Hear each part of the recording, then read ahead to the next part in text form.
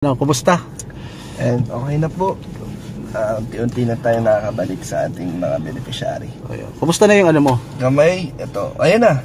Pero may sakit pa eh. May sakit pa, Hindi ano? pa siya 100%. Kaya sana gumaling na ng tuluyan. Ay, yung ano mo sa likod. Magaling na. Magaling na. Magaling na po. Mayroon sana ako suggestion sa'yo nun eh, kung paano mas mabilis gumaling. Ano? Bote lang yun. Bote ng coke. Yung sisip-sipin, no? Hindi, itatapat mo yung bunganga ng soft drinks doon sa mata. Tapos saka mo papaluin ng 3 beses. So, akala ko yung higupin ng bote. Ay hindi, lalabas yun. Ganun ba yun? Automatic. Hindi mo sinabi. Tapos na eh. Kaso talaga nandun ang sakit. Masakit talaga. Oo, pero effective naman. Mabilis maggaling. Ako dinaan ko sa gamot. Yun bro, maraming salamat sa'yo dahil ngayon napaka-successful ng lakad natin ngayon. Kaya nga, sayang ganda ng ating lakad ngayon. Siyempre, yung yung kay Kim na bilan na ng gamit. Masarap sa feeling na yung isa sa mga importanteng bagay na kailangan nila ay naibigay natin.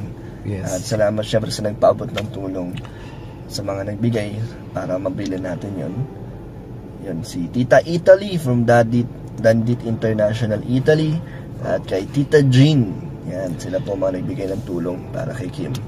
Yan. So ayun po mga Kalingap, si Kalingap Dan, alam naman po natin na nag-iisa to ngayon sa buhay kasama si Jomar sa boarding. Laging ang wala yun eh. Laging wala, laging isa lang. So mga Kalingap Dan, syempre nung nakaraan ay meron kang past relationship Kumusta naman yung being single mo ngayon, pagiging single mo ngayon? Masaya kasi na-enjoy natin ang ating buhay dito sa Daet at mas nakapag-focus tayo ngayon sa sa ating charity vlogs, mas nabibigyan natin ng oras ng ating mga beneficiary. Ayun, grabe ilang years na ba? Ay, 1 year pa lang na single mag-isa pa lang, ilang months pa lang naman tayong single. Pero naman, maayos naman kami both sides. Kaya maganda na rin ang status din ng buhay namin pareho.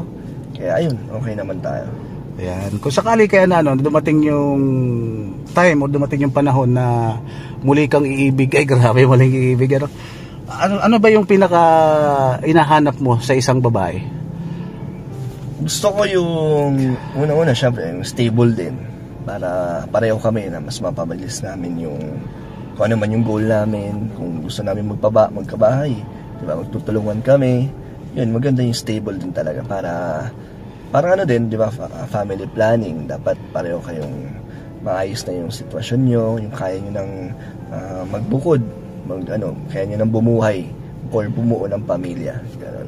Kumbaga, parang sa lahat ng bagay nagkakasundo kayo, Oo, yun. Isa rin yun. Dapat talagang, kayo, nagkakasundo sa mga gusto nyo, sa mga desisyon nyo. Yan. Kung sa isang babae, ano ba yung hinahanap po para sa kanya? Kunyari, mabait o maganda?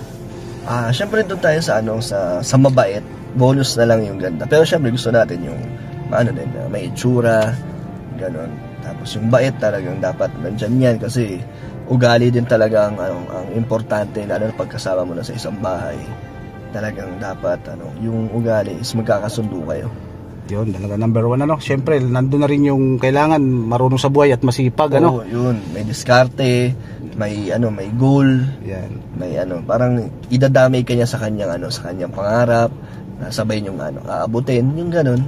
Yan. Talagang pareho kayo aangat sa yun, pareho niyong bibigyan ng magandang buhay ang kinabukasan ng magiging pamilya. Kung sakali na magkaroon ka ng kunyari partner in life pagdating sa baby, ilan yung plano mo na anak ang gusto? 2 o 3 siguro, gano'n. 3. 2, gano'n. Parang kami ng kapatid ko, 2 lang kami. Yes, At nahabol na lang to si Ayun, si Alim yun, diba? Ngayon, 3 na kami. 3 na kayo, Siguro magiging, diba, siyempre medyo nasa na kayo. Si Alim yun yung pinakabunso nyo. Siguro parang magiging spoiled, parang gano'n, Siya ang princess, Siya, prinsesa, kasi siya ang bunso Siya ang tsaka ang layo din ng agwat namin. Layo. Kaya syempre, susuportahan natin at gagabayan. Hindi pa nakita ni Mga kapatid ko? Si Hana? Nakita niya na yan nung nasa Taguig pa sila. Na bumibisita yon sila mama din doon sa bahay nila Kuya Brooke sa Taguig. Kaya nakapunta na yan doon.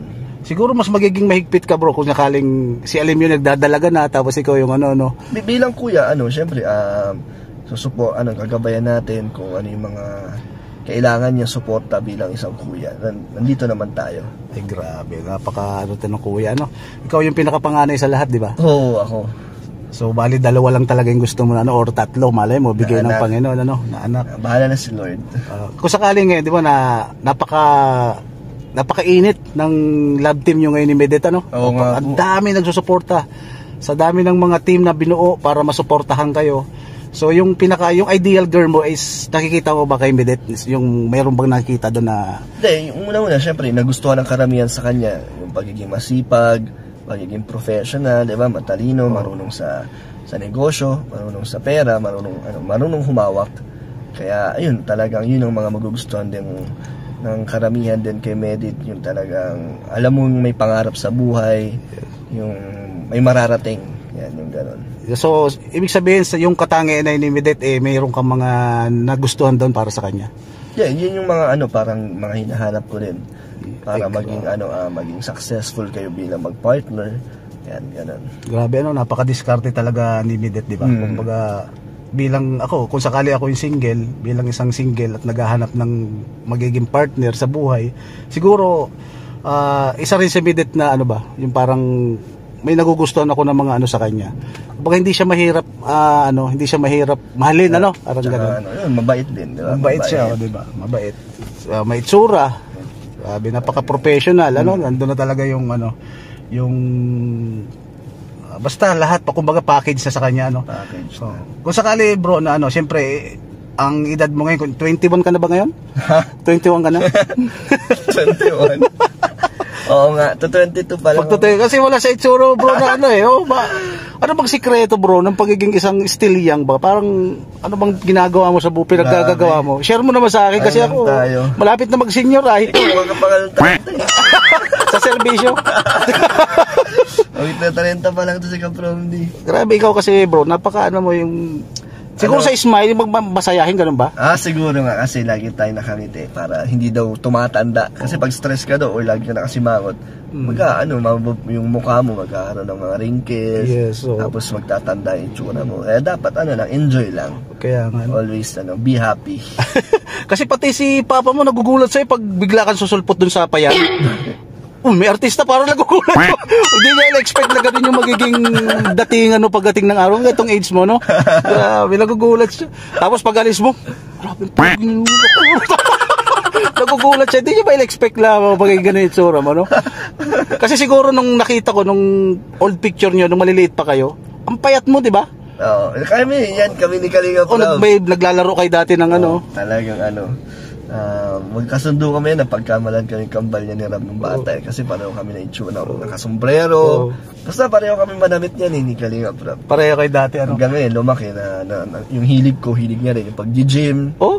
Hanggang ngayon Hanggang ngayon, di ba? Talagang yun na.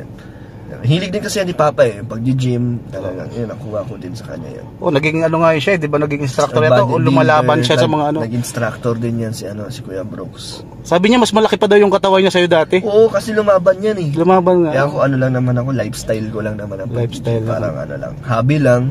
Yan. Si Kuya Brooks talagang sineryoso niya yung kabataan niya. Grabe. Pag di ba nag-jeep din siya dati, sabi niya nag-jeep niya, tapos nag-jeep niya, nakasando lang. Pag nilabas daw niya ng ganung ulo. Tapos yung durag, mala Robin Padilla. Ganun yung datingan. Ano ba pag pupunta ka doon bro, natatawa ko minsan pag si Papa mo pag alis mo, hindi ko akalain na maging ganun yung walang ya. Bakit? Kasi ang pogi naman dating mo, bambira.